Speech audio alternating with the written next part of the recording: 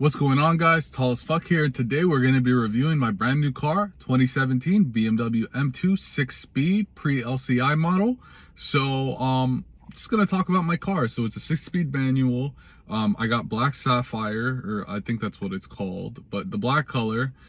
It came bone stock. All it had was a trunk spoiler or trunk lip, carbon fiber and performance one. And all I've really added so far were just the carbon fiber mirrors covers. And yeah, it's so let's get into it. So anyways, I decided to get the OG M2 over the competition, and I'll say the exact reasons why. So personally speaking, I never was too fond of the S55 motor. I don't like how it sounds, even if it gives out or puts out an extra 30-40 horsepower. Was never a big fan of what it sounded like. Now price wise, compared to the OG M2, I got mine for 50,000 with 27,000 miles, and it's a 2017. Whereas the competition, if you want to get one that has like 20,000 to 30,000 miles, it typically starts around 62,000, which for an extra $13,000 or $13,000 on the MSRP, I don't think it's worth it. The OG sounds better. You're getting more car for the, you're not getting more car, but you're getting, for the value, you're getting a better deal. I know it obviously has less power, but it's a lighter car. I personally think it has nicer wheels. I don't like the comp wheels. I feel like they're too plain looking. Both of the wheels that they offer, they're way too simple looking. It has a different front grille. The only thing I do like on the competition is obviously the seats. I think the seats in the OG are too simple and too plain. So yeah, mine also has Apple CarPlay and everything. It just doesn't have the touchscreen. I really just wanted a driver's car, and you know, since this car is a little bit older compared to the competition, I felt like I like it because it's a little more simple than the competition is. The competition does have a lot better colors, and I did like that part of it. Like sunset orange is a beautiful color. Also the white color, the one that looks like it's like a matte color, I forgot what it's called, but that's a really great color. But yeah, so I'm gonna add in a quick little video clip of my car just to show you what it looks like. It's a quick little reel with music and such, so I hope you guys enjoy.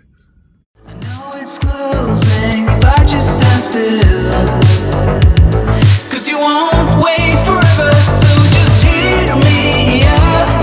It is not like I don't want you, just scared to try.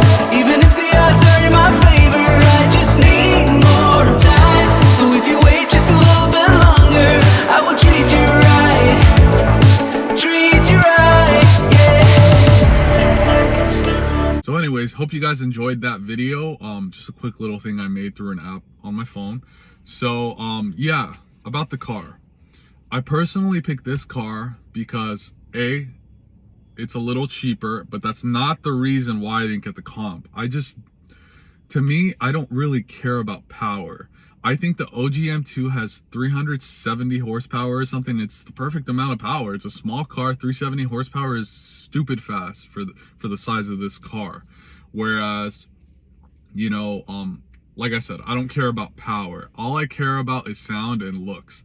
Now, the base wheels on the OG M2 I think look way better than the competition ones. The competition ones looks like something that would go on like a 328 like sport package or something. They look too plain to me. Now the OG M2's wheels, they look like an actual M wheel, like the classic design that, you know, you had with like the 2015 to 2018 models of M cars. You know, the previous ones, not the current body that we have. And it's just like, it has this bulky look to it that really matches the fender flares that pop out around the side of the wheels. So I really do appreciate that and like that a lot. The brakes, I do wish it had bigger brakes. They're only 4 pistons, whereas the comp has the 6 pistons in the front and I think the 2 in the back.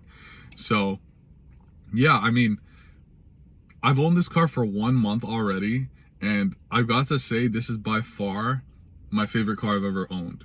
For stock exhaust on this car, the N55 motor sounds absolutely stunning. honestly, if you weren't a real car enthusiast, like you would literally mistake the sound of this car for a V8. Like that's how deep it sounds. And I heard that the OG M2 actually has trying to remember what it was. It has like forged internals or something, so that's why it has like much more of a deeper exhaust note compared to like the competition, or not the competition, compared to like the M240 or the M235, because they do share the same exact engine.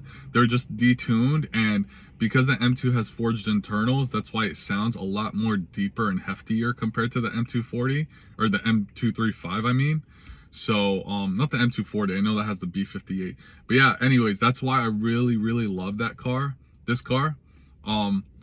It drives good. I will admit though, when you're flooring it in first gear, it does spin a lot. So I mean, even when I went to the dealership, the dealer was literally, because he knows a lot about these cars and he loves them, and he was actually wanting to pick this one up.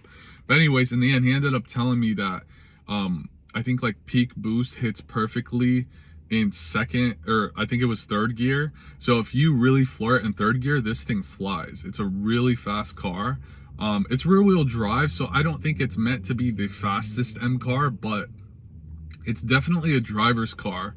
It's, you know, it's a coupe. It's the perfect size for, you know, a guy who's just alone and, you know, driving 6-speed manual. It's very enjoyable. It's very easy to drive.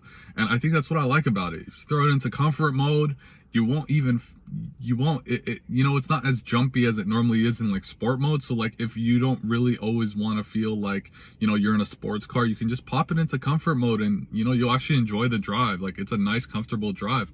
You know, even my girl was, you know, when she sits next to me now, compared to my STI that I used to have, she's like really enjoys it, you know, and she loves my car. And honestly, I think my favorite thing about my car is probably the way it looks, how wide it is around the wheels. It's just an amazing car. I love it. It's great.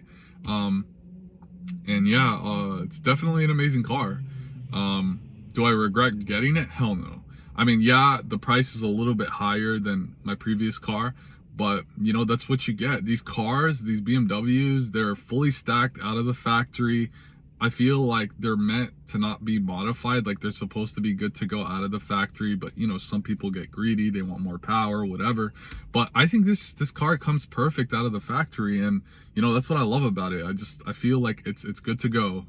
Don't need to do anything to it. Maybe throw on the mirror caps, because I felt like they were too plain for my liking for an M car. I feel like they needed to have, you know, the spike coming around it.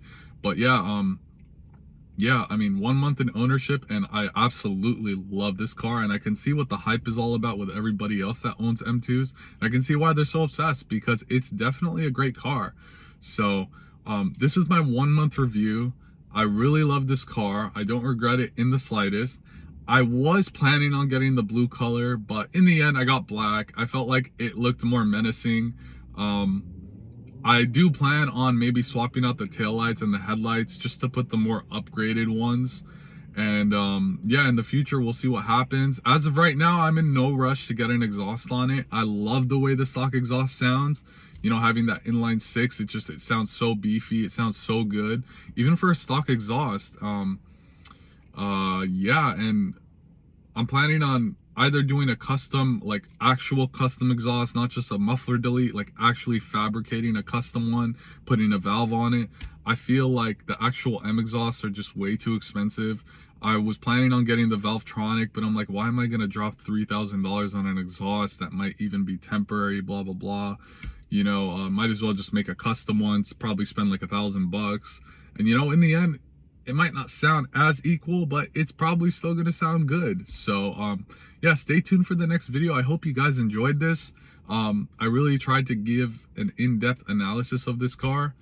Yeah, I also wanted to say I do love the blue stitching that kind of goes all around the car, and they have the exposed carbon fiber all over the car. And yeah, I mean, it's just a great car. It's a driver's car. That's the best way to put it.